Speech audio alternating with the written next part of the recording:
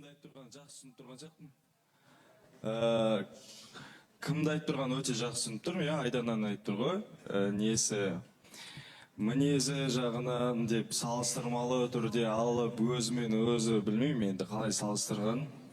Енді мен просто қалай айттым, маған енді жақындарым шынымен де болған әңгіме болды деп айтайыншы болсақан. Потому что маған бәрі айтты, Айдана өте жақсы қыз, тәрбиесі жақсы қыз. Мен де оны білем. Мен оны білем, өзім көзім жеткен.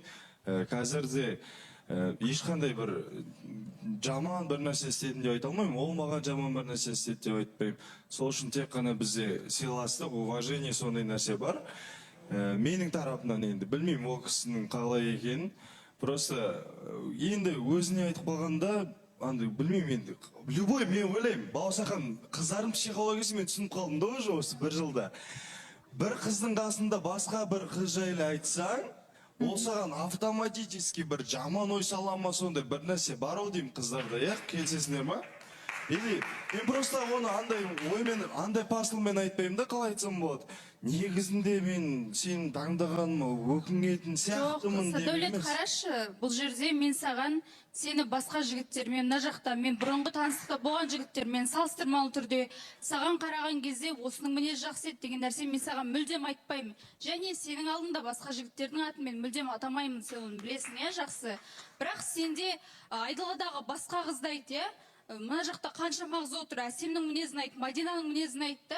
Но не үшін сен менімен бірге таңдауда тұрған қыздың маған қайта-қайта айтып, мінез жақсы деп айтты, менің ағаларым айтты деген нәрсені сен бесқанса дәл қазір де сен мені осы сөзіңмен түсіріп отырсың. Жоқ, түсіріп отқан. Вот видите, мен қалай айтсам болады, мен түсіргім келмейді ешкімді. Мен кеше де өзіне де айттым оны. Мен автоматически өзің сұрайсың сен оны еңлік. Мен мінезбен қалай айтсам болады қазір, мінезбен бір адамды салыстырғым келмейді, потому что енді әр адам әртүрлі ғой. Мен мысалға білдім ғой, еңліктің мінезімен білген жоқ емеспін, болмаса бір басқа нәрсе емес. Бәрі айтқан жоқ маған, то что ойбай, анау идеал, мынау идеал. Мен біреудің мнениесімен өмір сүрмеймін. Сіз кездесуде былай айтқан болып тұрсыз ғой, еңлікке әңгіме барысында айтып қалдыңыз, негізі менің анам мысалы үнемі бір қыздарды мақтап отырады, оның үстінде Айдана, яғни Айдананың кешегі айтқан әңгімелерінің барлығы шындық болып шықты. Одан кейін, Айдананың айтқанынан кейін, сіз анаңыз негіз Айдананы мақтайтын еді, бірақ мен үнемі жүрегімді тыңдаймын деген. Енді әрине сенің мінезің онша емес болса да, бірақ мен бәрібір сені таңдап тұрмын деген сияқты әңгіме ғой. Енді менің ата-аналарымның барлығы болғанда мына жерде сәл еркектерді түсініп қалатын. Мен білмеймін, түсініп отқан біреу бар ма мына жерде? Осы еркектерден, ер азаматтардан сұрақ. Бар ма? Түсініп тұрған ер азаматтар бар ма? Негізі бар ғой. Мен психологиямды. Сен түсінбейсің ау? Жоқ, мен түсініп тұрмын, сен кәдімгідей түсініп тұрмын. Еңліктің де бүйтіп ашуланып деп орынды бар негізі ше бағана. О негізі бар ғой Сәдәулет, кәдімгідей шынымен де түсірген сияқты болып болдың әңгімемен ше. Бір жағынан негізі Баласақаны мен түсінгенім, сенің анаң ғой енді, кім? Сәдәулет, сен кәдімгідей анаңда көп айтасың ғой. Анаң сенің отношениең бәрінде сен анаң аты аталады. Заринемен болған кезде де, Айданамен болса да, Аягөзді алдына мақтап кетті. Негізі Аягөзі керемет қыз деген сияқты. Ал еңлік келген кезде анаң менің отношениеме қатысы жоқ деп қалады екенсің. Кішкене бұда бір гәп бар деп ойламайсың ба? Негізі әлде еңлікке сен анаңның бір қарсылығы бар ма? Жоқ, ешқандай қарсылығы жоқ. Себебі қазір сен қатты ойсақ қойдың негізінде, Бекзат. Просто еңлікті де мамам айтты. Наоборот, тік сөйлегені, солай бетке басқаны сразу дұрыс дейді да. Ертең өтірік маска киіп алып, ойбай деп отырғаннан көрі бетің айтқан жақсы, лучше сен солай білдің. Ертең қыз кезінде бәрі жақсы, жаман қатын қайдан шығады демес үшін сен осы мінезіңмен білдің, сен өзің көресің деген сияқты әңгімелер айтты да. Атак бәрі түр сипатынан бәрі мақтайды еңлікті. Мен ойламаймын, то что қалай айтсам болады, ойбай бір несі емес деп.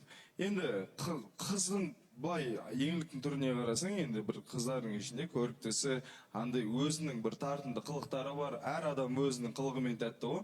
Сол үшін мен сондай пікірдемін. Олай, мен Бекзат, сен мына әңгімені дұрыстап естіп алшы, менің отношением араласпайды деймін мен саған. Просто мнениесін айтады да, понимаешь? Баласы ханым Ол осы- любой баласын, любой ата-ана баласын айтады деп ойлаймын. Балам, мынау дәрісің дұрыс емес. Мысалға, элементарно мен машина айдап кетіп бара жатқан кезде де жай айда деген сияқты нәрселерді айтады да. Жоқ. Бірақ водить етеді мен, понимаешь? Сондай ғой мен. Айта берсек бола ма? Я баласы ханым, негізі Садәулет, сен бір кішігірім аузыңмен авария болып қалдың да, бірақ сол нәрсені бір түр сипатын айтып жинақтауға тырысып жатсың енді. Бірақ сонда да енді еңілік по факту қай қыз екенін де негізі айтпап еді да, енді таныстықта бір шама қызбен болдың да, қай қыз екенін де аузымен айтпап еді. Сен қазір шынымен де егер де осы жерде еңілік отырып, бір еңілікті бір жігітпен қосып жүрген жігіт туралы әңгіме қозғала берсе, сен де орныңнан ашуланып, именно сен басқа, сен орныңнан ашуланып, екі айналып студиядан шығып кететін едің. Сондықтан білмеймін, сен бұл жерде сен Айданаға көңілің болды ма, или сезімің бар ма? Сенде өзіңде андай нәрсе болып тұр да, каждый раз қасыңа егіңді алып алады екенсің да, сен аласында Айдананы мақтай бересің. Жарайды, сен үшін мақтауға тұрарлықтай адам шығар, ол нәрсеге бір ешкімнің минусы, бір айтпа деген сияқты әңгіме емес, бірақ қасыңда еңілік бар кезде сен таңдауыңды якобы андай болып тұр да, мен еңілікті таңдадым, бірақ көзім бәрібір Айданада деген сияқты бір вызов жіберіп жатсын адамдарға. Ол нәрсе кез келген қызға неприятно. Сен просто сенің бұл жерде қателігің, сен өзің бұл нәрсені араға қоспауың керек еді. Еңіліктің аузынан именно Айдана деген сөз шыққан жоқ негізі. Жоқ, енді просто мен шын берек, менде қалай бар солай айта салдым да енді. Кеше сондай бір әңгімелер болып қалды да. Сол кезде мен айтап жерген болатым. Я, оны мен қазір мойындаймын. Мүмкін еңілік сен алдында бір түсіріп қойған болсам, ондай емес. Мен түсіргім келген жоқ, кешірім сұраймын, егер түсіріп алған болсам. Бірақ мен бағана да айттым ғой, еркектің психологиясын түсінетіндер бар ма деп, Бекзат деп алып еді, ол да бытшын шығарды да. Менің айтамай айтқан нәрсем болсақан, мен 3 рет па таяқ жедім осы үшінші, 3 рет па қандай бір андай қалай айтсам болады, мен не үшін айттым вообще деген сияқты. И сөйтіп қарасам, бір автоматически жаңағы сөзімді қайталайын. Бір қыздың қасында басқа бір қызды атасаң, ол жаман ойлайды екен да, короче. Типа, мен отырым қасында, или ана не үшін айтады деген сияқты ой, мүмкін болып қалатын шығар. Бірақ мен ондай ойда айтпаймын. Понимаете?